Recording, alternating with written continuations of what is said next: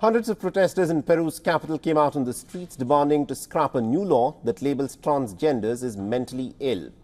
As many as about 500 demonstrators peacefully walked through the streets of downtown Lima, hoisting banners with slogans that read "No more stigmas" and "My identity is not a disease."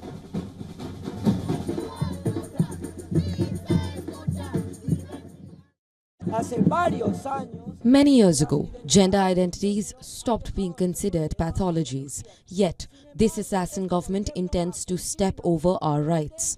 This is transphobic law. LGBT organizations will not let it do so. We will not allow this assassin government to step on our rights.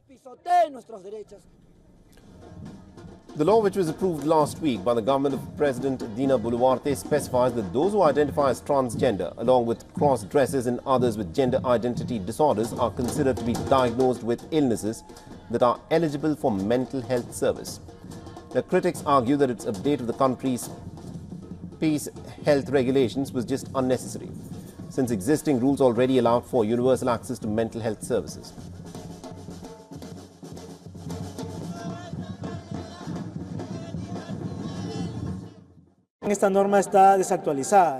This law is outdated.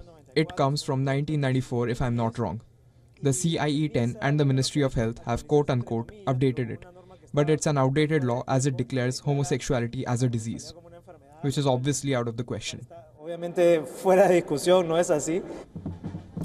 Government officials have sought to chalk up the controversy as a misunderstanding. In a statement released shortly after the law was made public, the Health Ministry insisted that it rejects the stigmatization of LGBTQ+ people and that the legal language simply seeks to ensure more complete health coverage.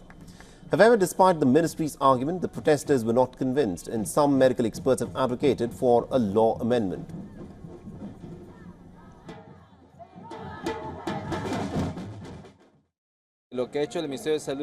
What the Ministry of Health has done is just pass a law that people inside the CIE-10, which is a document from the WHO, have health coverage. So here people understand the Ministry of Health is treating as a disease gender identity. It's important to make this clear, but there are other things more important.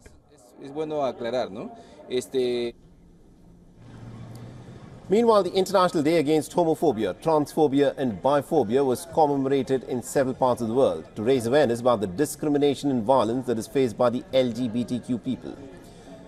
In Venezuela, members of the LGBTQ community, along with diplomats of European Union delegation and others, repainted a rainbow-colored bicycle lane inaugurated 2 years ago by the UN Population Fund.